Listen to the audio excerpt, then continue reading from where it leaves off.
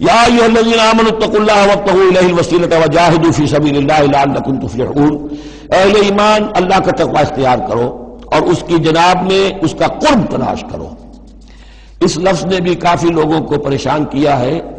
وسیلے کا لفظ اردو میں آتا ہے تو ذریعے کے معنی میں آتا ہے، وسیلہ ذریعہ، کسی تک پہنچنے کا ذریعہ، سفارش کے لیے کسی کو وسیلہ بنا لیا، کسی کو ذریعہ بنا لیا۔ عربی میں وسیلہ کے یہ معنی نہیں ہے، عربی میں وسیلے کے معنی قرب ہے صرف۔ بدقسمتی سے بعض تو الفاظ ایسے ہیں کہ جو عربی میں ان کا مفہوم بالکل کچھ اور ہے، اردو میں کچھ اور ہے۔ بعض ایسے ہیں کہ کچھ تھوڑا تھوڑا فرق ہے، جیسے ذلیل کا لفظ ہے، عربی میں اس کے معنی ہے صرف کمزور، اردو میں اس کے معنی ہے کمینے کے۔ زمین و آسمان کا فرق آ گیا۔ جیسے کہ ہم پڑھ آئے ہیں وَلَقَدْ نَصَرَكُمُ اللَّهُ بِبَدْرٍ وَأَنْتُمْ أَذِلَّةٌ، اے مسلمانوں یاد کرو اللہ نے تمہاری مدد کی تھی بدر میں جبکہ تم بہت کمزور تھے۔ اب اگر وہاں ذلیل کا ترجمہ اردو والا کر دیا جائے تو پھر ہمارے ایمان کے لالے پڑ جائیں گے۔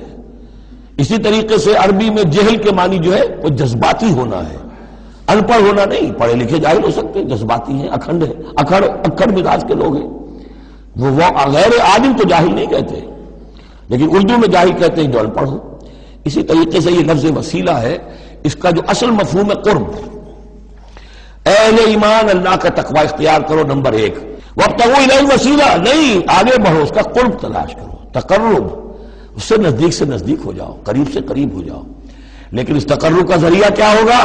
وجاہدوا فی سبیلہ لعلکم تفلحون، اس کی راہ میں جہاد کرو تاکہ تم فلاح پاؤ۔ اس سے بات بالکل کھل گئی۔ تقوی اور تقرب اللہ کے لیے جہاد۔ تقوی شرط لازم ہے، پہلے تو یہ کہ جو حرام چیزیں ان سے آپ بچیں، جن چیزوں سے روک دیا گیا ہے ان سے رک جائیں، اور اللہ کی نافرمانی جو ہے اس سے باز آ جائیں۔ اب اس کے بعد اس کی طرف آگے بڑھنا چاہتے ہیں، تقرب حاصل کرنا چاہتے ہیں، اس کی راہ میں جہاد کیجیے۔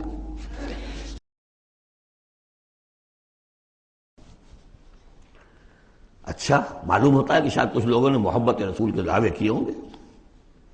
جاننا چاہتے ہو اللہ کو کون محبوب ہیں؟ ان اللہ یحب الذین یقاتلون فی سبیلہ صفا کانہم بنیان مرصوص۔ اللہ کو تو محبوب ہیں اپنے وہ بندے جو صفیں باندھ کر، اور صفیں بھی ایسی بنیان مرصوص۔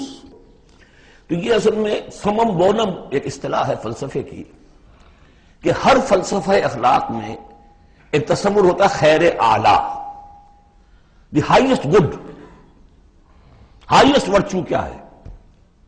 آپ ایک فلسفہ دیتے ہیں اخلاق کا، اس کی روح سے سب سے بڑی نیکی کون سی ہے، تو جان لیجئے اسلام میں سمم بونم، اسلام کے خیر اعلیٰ قتال فی سبیل اللہ ہے۔ ان اللہ یحب الذین یقاتلون فی سبیلہ صفا کانہم بنیان مرصوص۔ اب سوچ لو، دیکھ لو، سوچ سمجھ کر قدم رکھو، جس کو ہو جان و دل عزیز اس کی گلی میں جائے کیوں۔ اس راستے پر آنا ہے تو یہ سمم بونم ہے۔ اولئک الذین یدعون، وہ ہستیاں جنہیں یہ پکار رہے ہیں۔ پکارنے والوں میں دیکھیے کہ پکارنے میں ایک تو ایسے بھی تھے خیالی ہستیاں جن کا کوئی وجود ہی نہیں، من گھڑت، لیکن پکارے جانے والے انبیاء، اولیاء اللہ یا فرشتے یہ بھی تو ہو سکتے ہیں نا۔ لیکن اس عالم امر میں، اس عالم غیب میں ان کا حال کیا ہے جنہیں یہ پکار رہے ہیں؟ ہم کئی دفعہ دیکھا ہے انہیں پتہ بھی نہیں کہ یہ ہمیں پکار رہے ہیں۔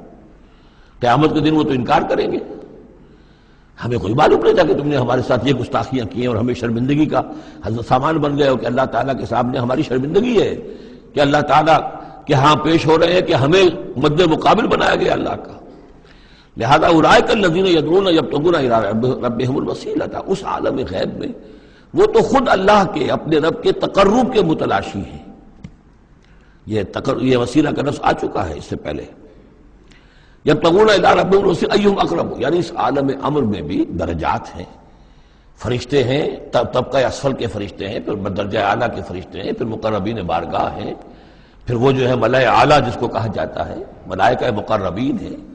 تو ان کے اندر بھی ایک درجہ بندی ہے، اور وہ اس عالم کے اندر بھی جیسے یہاں اللہ کے بندے تقرب اللہ کی کوشش کر رہے ہیں، وہ وہاں پر وہ بھی اس عالم کے اندر، بس فرق تو یہی ہے کہ وہ ہماری نگاہوں سے اوجھل ہے۔ یبتغون الی ربہم الوسیلۃ ایہم اقرب، چاہتے ہیں کہ اور آگے بڑھیں اور قرب ہو جائے، ایک دوسرے سے آگے نکل جائیں۔ وَيَرْجُونَ رَحْمَتَهُ، اور اس کی رحمت کے امیدوار ہیں۔ وَيَخَافُونَ عَذَابَهُ، اور اس کے عذاب سے ڈرتے رہتے ہیں. ان عذاب ربک کان محذورا، واقعہ یہ ہے کہ آپ کے رب کا عذاب جو ہے واقعتاً ایسی شے ہے جس سے ڈرتے رہنا چاہیے.